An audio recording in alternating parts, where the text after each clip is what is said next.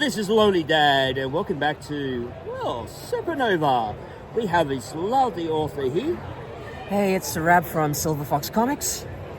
All right, so how about you tell us a little bit about yourself? What got you into writing in the first place? Gosh, I've loved comics for as long as I can remember. Probably my earliest memory is my mother leaving with a friend, and this friend had a daughter, and she had a plethora of comics, just comics everywhere. And I loved reading with her. I'd write the stories, she'd draw the stories. Just from the very beginning, it's just the medium that I fell in love with, somewhere between a book and a movie, and then we can do anything. Two people can create an action blockbuster. That's all you need. Yep. So you mentioned that when you were younger, you really liked comic books. Is there any particular character or story that stuck out in your mind?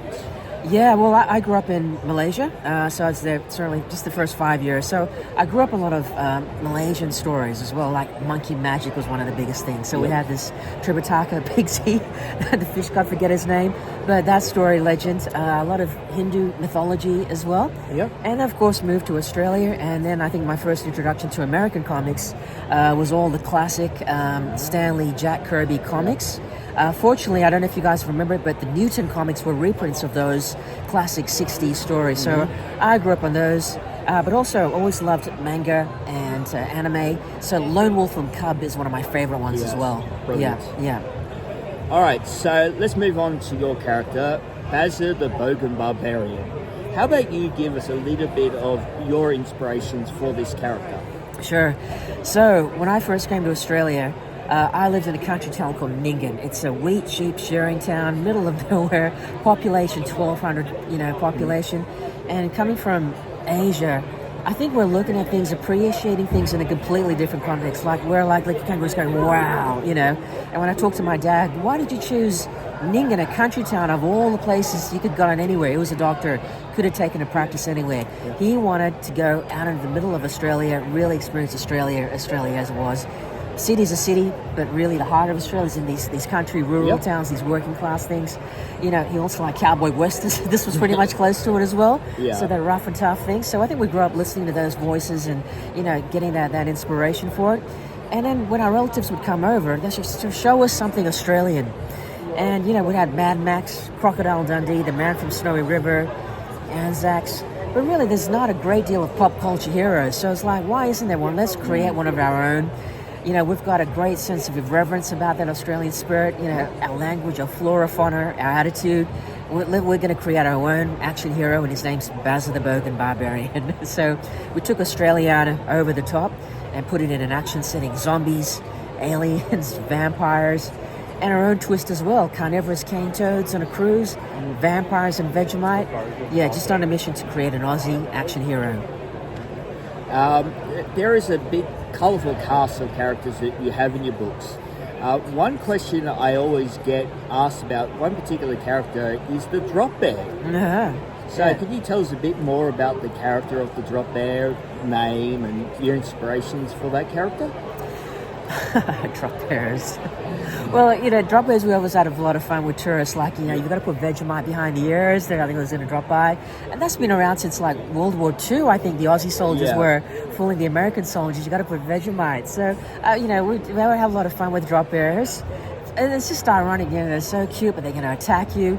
And then we emblazon them with Wolverine claws as well.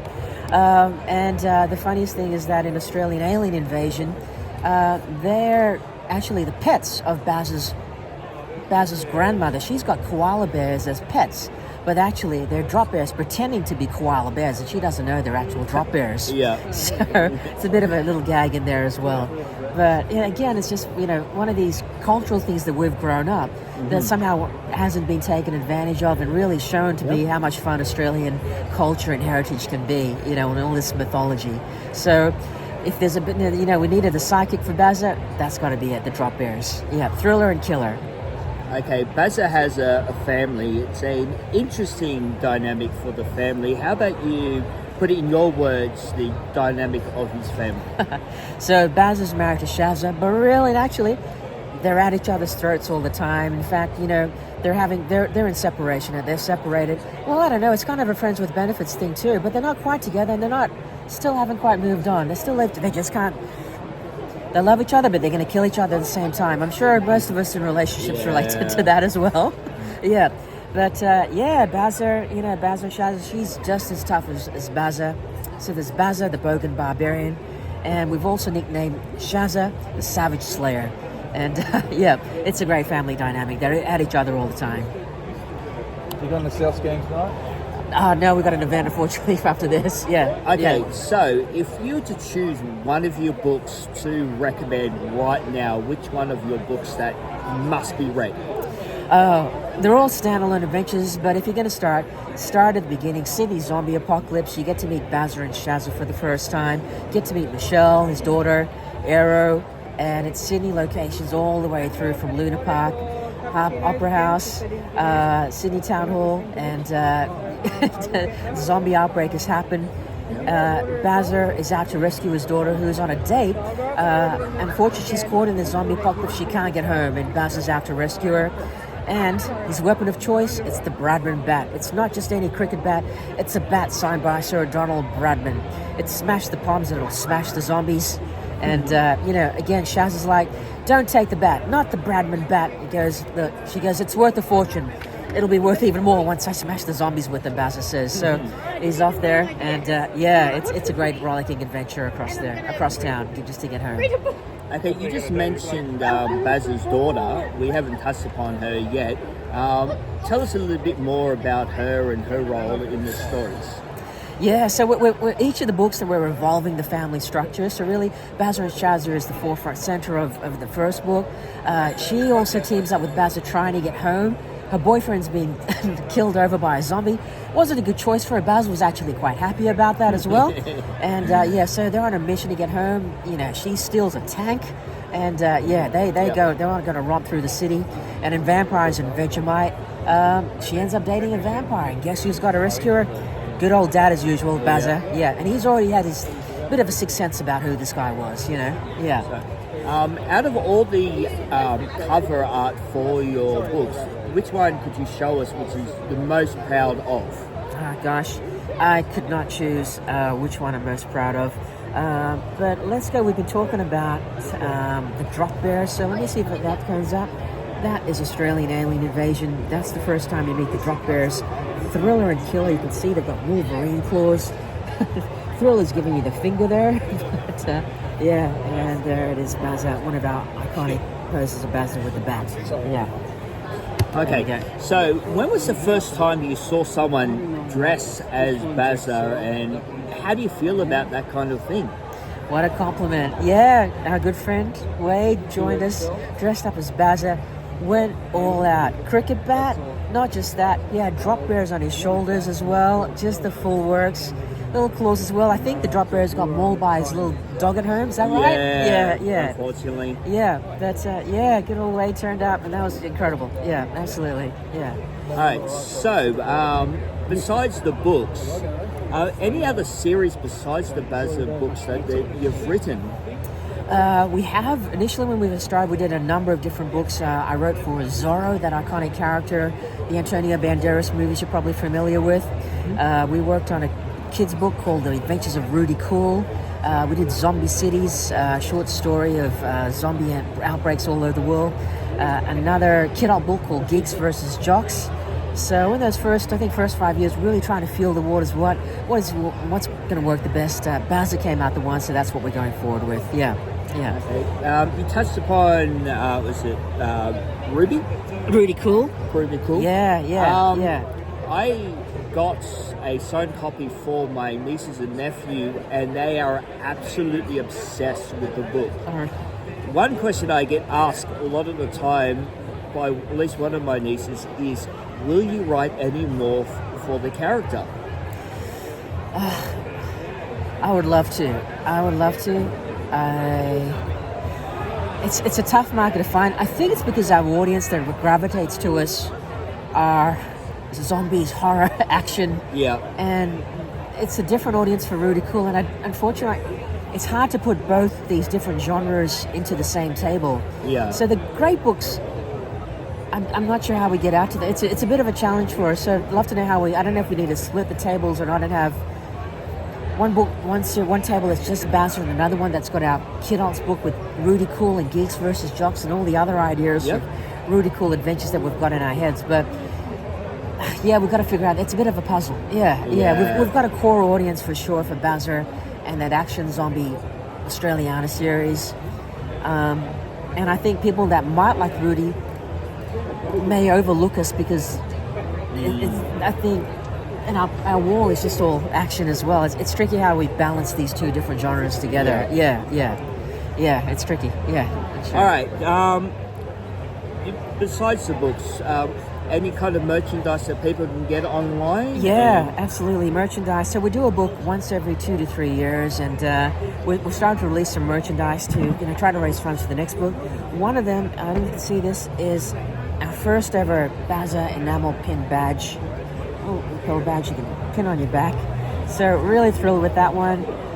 This is our first one we've ever done. We're going to start to do more, and everything. Planets. We weren't sure we were going to get this, but came through 12:30 yesterday, just in time for Sydney Supanova. That's our first badge. And if that didn't come out clear with the picture, I've got a badge myself. I'll put a picture here.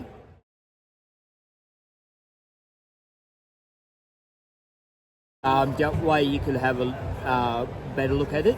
Any t-shirts? Yeah, we do. Let's have a look. So that's our Sydney Zombie Apocalypse t-shirt as well. And Nice.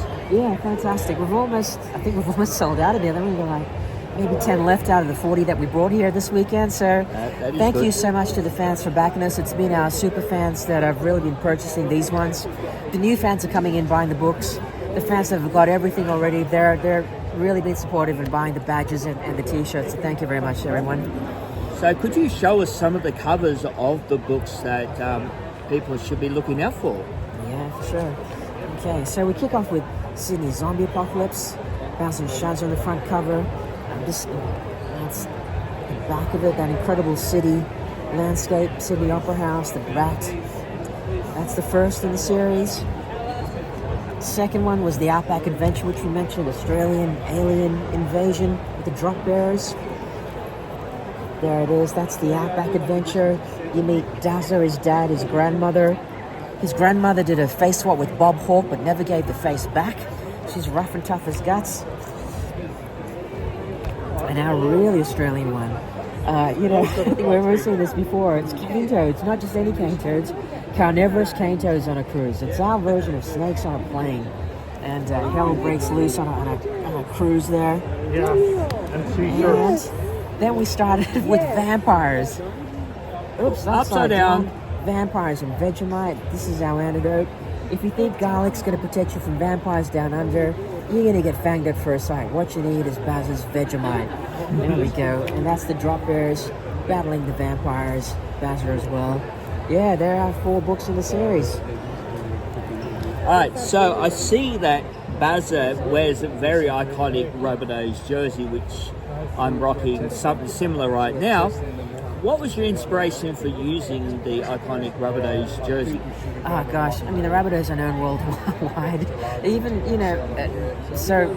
even in Malaysia, we knew about the Rabbitohs. We had a lot of Australian friends, and that probably influenced my dad's decision to move to Australia as well. Yeah, there's always, as you know, a random Rabbitohs fan everywhere. I think there's a Facebook page, Random Rabbitohs Fans. You see them everywhere. The NBA, Facebook, yeah. Twitter, Instagram. I've been posting quite a few times at random events. Yeah. And I live in Mascot, which is it's like 10 minutes away from Redfern as well. Yep. It's, Don is the other half of Silver Fox Comics. He's also a Rabbitohs fan, so it was always going to be our choice. Yep. Funnily enough, it's the Freddy Krueger colours as well. Yes. So, yeah, a bit of a twist in both Freddy Krueger and the Rabbitohs. Yeah. So, I've also noticed with the character, purple pants.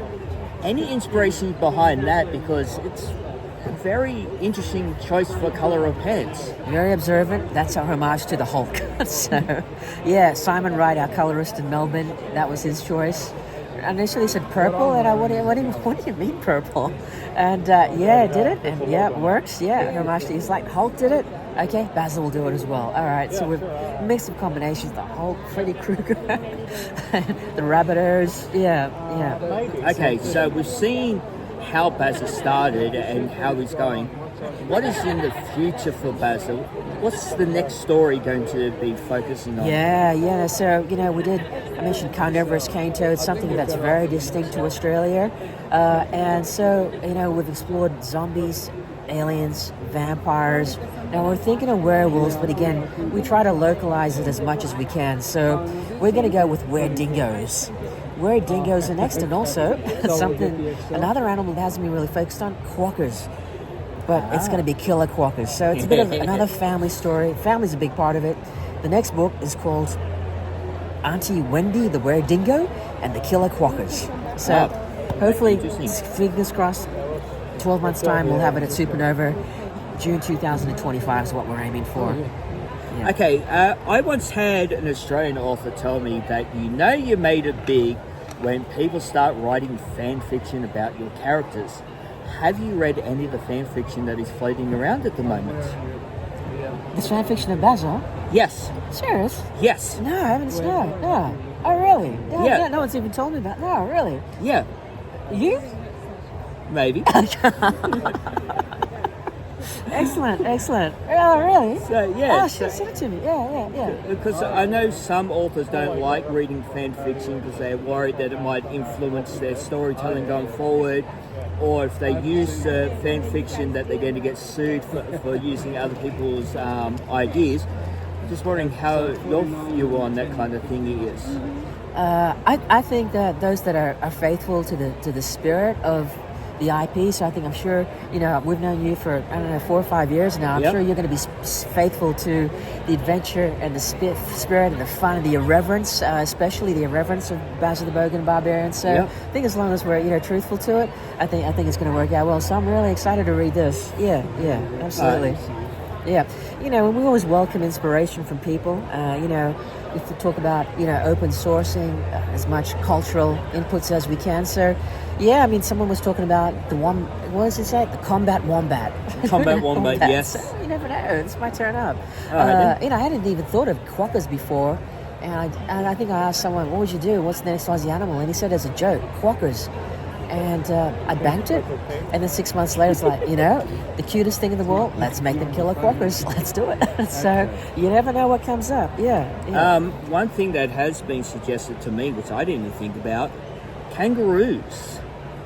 Well, but we also have a great Aussie character called Killaroo, who's actually tabling next to us as well this year out. So 2 great Aussie comics here, Killaroo. Killaroo and Basil the Bogan Barbarian. Actually, Dingoes is the next one we want to work on. I know that Dingo is a big one. Actually, I lost my dogs recently, and I wanted to get a dingo. I just live in an apartment, but apparently if I didn't have an apartment, I could get a dingo. So, yes. All of you, go get a dingo. Yeah. Okay, so where online can people find your work? Yeah, so we're online at silverfoxcomics.com.au. And if you're a few other stores to stock us, I've got a big shout out to Impact Comics in Canberra, D's Comics in Canberra as well. Big supporters of us. If you're in Perth, Quality Comics, back us. Mostly from us. We're trying to get as many retailers as we can. And if I can work my editing prowess, written down at the bottom of the screen should be the website. So hopefully I can get that editing in. So it has been a real pleasure speaking to you again. I look forward to seeing you every year. You're at Supanova every year? Anything in Sydney, if we get accepted, we're going to hit it. So Supanova, we've applied for Oz Comic Con. We're also at the Geek Markets, 6th of July in 2 weeks' time as well. We also did Campbelltown, the Free Comic Book Day at Campbelltown, which is fantastic. Yep. It's our first local library event. A lot of people came out to support, so we hopefully get invited to more library events as well. Love to do that. Yeah. And if I remember, in the description, I would put other upcoming events that you might be coming to. Yeah, sure. Yeah, absolutely. We're going to book in for. We've applied for Brisbane, Canberra. What do you call it? Gamma, which is in Wollongong as well, so we'll be there in August, fingers crossed. And we're lots to have applied for across Supanova, Oz Comic Con, and GammaCon. So Sydney, Brisbane, Wollongong, Canberra, whatever we can get to. Yeah. Fingers crossed. We're thinking about Adelaide as well for Supanova. So yeah, this year is a big year. We're going to get out, trying to get to about 10 events if we can. Yeah. All right, this is where we're going to wrap things up. Thank you so much for spending the time with me. I will be sending you the links to when this video goes up. So would you like to leave us with parting words? No, Wade, just thank you so much for being so supportive of us and the Australian comics community. Backed us from the very beginning with Bazara for about 5 years, I'm sure, something like that at least. Yeah. And I hope you guys go out, support local Australian comics, in particular those with have a voice that really celebrates Australia. So I think that's where I'm excited by the direction that we're going in, and I think people are appreciating what we do. And really, when we get out here, it just inspires me more to get out and get the next one out as fast as we can. So it's been so supportive, this Supanova. Sydney reached out to Melbourne. Sydney's our home ground, so we've got a lot of support. And Melbourne, we're out 2 weeks ago, and we're going to build that market as well. So thank you, everyone. All right. Well, bye for now.